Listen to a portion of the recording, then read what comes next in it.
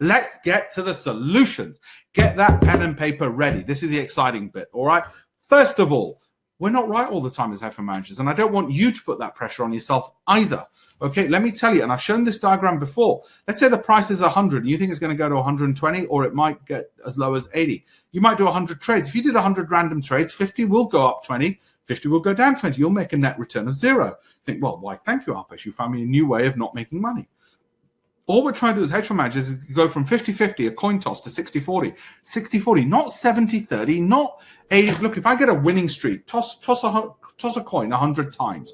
Okay, sometimes you get a winning streak. If you get a winning streak, you might be right 10 times out of 10 for, I don't know, 10 times in a row, but not for 100 times in a row. We're only trying to be right 60-40. And guess what? That gives us a net return. That's something we can work with, because from that, we can scale up our capital and make more. Like I said, if you've got the skills to make 1,000, you can make 2. If you can make 2, you can make 4. And remember, each month, you're not guaranteed an income with trading. Some months you might make 2,000. You save the excess for the month in which you make nothing. So you iron out the ebbs and flows of capital so that you can get something more consistent, because we want to be consistently profitable. You'll have winning months, losing months. You save the money from the winning months for the losing months, and you iron it out, and you have a net positive return. That's all trading is. That's what it is. And that's where the mistake people have made. They've been trying to pay more and more money for the holy grail of trying to be right all the time. Bullshit. There is no right all the time.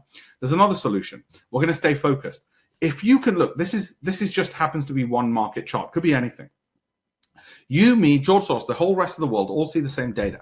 Okay, we all see the same prices and the same data. We all have to make the same 2 decisions, when to buy, when to sell. So why is it that 80% of private investors lose money if they see the same data at the same time for euro dollar, for sterling, US dollar, and yet they still manage to lose money?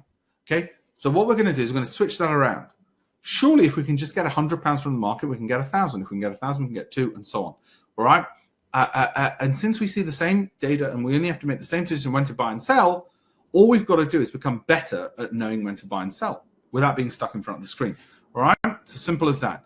Every trade is just a case of knowing when to buy, when to sell. Right? If that's the case, Alpesh, and you've made it sound stupidly simple, Alpesh, too simple, we're not foolish, right? In that scenario, trader 1, who might buy exactly the same time as you, might make £500. Trader 2 is a bit wealthier, might make £5,000. One of our investors in the hedge fund is Tom Singh, the owner of New Look. Somebody like Tom Singh, who also trades on his own account, might make £5,000, okay, in a trade, where one of you might make 500 because he's got more money. A professional fund manager might make 200,000 on exactly the same trade. So we want to learn all the same. We want to try and get the same data. We want to learn the same ability. So all we've got to then focus on is scaling up in our capital. The other solution we're going to use in this, and this is where I'm going to build up to the strategy part. The other thing we're building up is this. We use the simplicity of the biggest hedge funds. This is a slide I've actually stolen this slide, I say it, from Winton Capital. It is one of the biggest hedge funds in the world. All right, they are located in Hammersmith. They run about $35 billion. Winton Capital, they're called. And this is one of their slides of explaining to their investors what they do. It's ridiculously simple, isn't it? It's way simpler than any course vendor. A course vendor couldn't tell you this is how simple trading is, because you'd never pay them the thousands that they want to extract out of you. Right? So what Winton is saying they do is they see when a trend is about to start, and after a lag they buy, and after a lag they sell. Well, I know what you're thinking. Why is there a lag? Surely if they're clever, they can get in right at the market bottom and get out at the market top. No, they can't. That's bullshit. Anybody who tells you that they've got a time machine or a crystal ball to see the market tops and bottoms, there is no such thing as being able to see the market tops and bottoms, okay? There isn't, right? What you do is you have a lag, you buy a lag before you sell, all right? So we're going to copy this same simplicity. It's called momentum trading. It's called trend following, right? We're going to use the same principles as one of the biggest hedge funds in the world, because I think for private investors, this is the easiest way to trade. Now, I said we've got 10 different trading strategies into our 10 different algorithms within the hedge fund. Okay, I'm going to focus on the earliest, simplest one, which was given to me 20 years ago, more than 20 years ago, by Bill Lipschutz, who is this guy. That's Bill Lipschutz, hedge fund manager of the year last year. Okay, I met him 20 years ago for my book, Lessons in Trading Strategy from the World's Leading Traders. He was global head of foreign exchange at Salomon Brothers when Warren Buffett was his chairman. When I met him over 20 years ago, And Bill became a mentor. And one of the easiest and simplest and earliest strategies he taught me is the one I'm going to share with you. Oh, Bish, why are you sharing it? Well, to be honest, he shared it with me, and his wasn't a secret source that Salomons were using. He just said, this is the most appropriate for you as a private investor. It's not what they were doing, obviously, at the bank. It's something as a private investor which was suitable to me because I didn't have reams of analysts. They were making more money than I would with that strategy, but he's just giving a simplified version. That's all. It's like somebody saying, I drive a Ferrari, but here's a Ford Escort for you. The Ford Escort will still get you from A to B, a bit slower, but it'll still get you there. All right. And that's all he did. He gave me his Ford Escort, but it still gets you there. All right. So we're going to use him and a whole bunch of others. We're going to use the simplicity of what they taught me. And I'll tell you where that starts off, and I'll tell you how this simplicity kicks off, okay? Kicks off with this, okay? We need to have a plan of what and when and how often to trade, don't we? And this is what I'm going to suggest to you. I'm going to suggest to you, I want you to write these numbers down, okay? That you should be spending no more than 15 minutes a day before and after work. Why 15 minutes a day before and after work? Because we found through our research, and I tell you, we research and experiment and use empirical evidence the hell out of everything. If you've read any of my books, you'll know this. Don't buy my books. There's not a plug for my books. I get about £1 in royalties on a £25 bloody book. Okay, so don't buy the books. I don't need the money. Give the donation to charity. I'm going to give you the best bits anyway of the books in this webinar for free. All right, at the end of it, I'm going to show you the link so you can download chapters and all the rest of it. 15 minutes a day. Why? Because when people are spending more time, they were doing lower quality trades, and it's about quality, not quantity. We want to scan 12 to 20 products. What are those products? I'm going to share them. You only need one screen. You can buy more screens if you wish, but you only need one screen. All right, one trade per day. Why one trade per day, Albish? I want to do more. You can do more if you wish, but one trade per day is what I'm going to suggest. That's going to be 20 trades per month. I'm going to show you on a business plan for yourself why that's going to be ample money for you.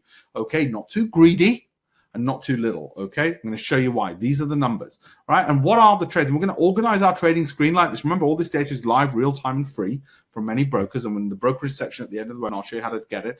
Okay, we're going to set up our screen. So we've got, I've only got 12 up here, but I'll show you what they are and how. And then we can open up any of these windows. We scan them to see, does our strategy tell us that the market's going to fall like euros? Okay, and you can see it there. And I told you earlier, the euro we're short on.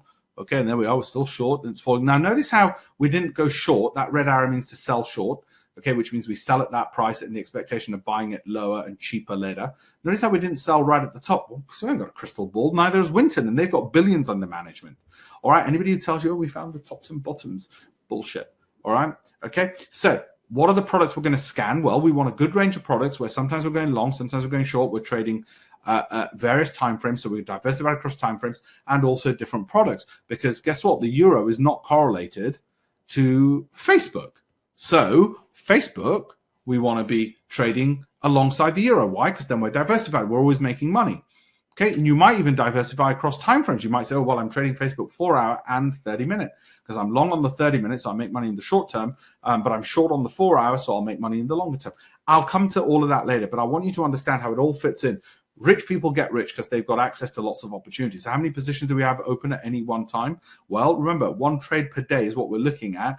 And the time frames that I suggest are the 30-minute and the 1 hour bars. And I'll show you why. Because even if you've got a day job, those are the best time frames to trade.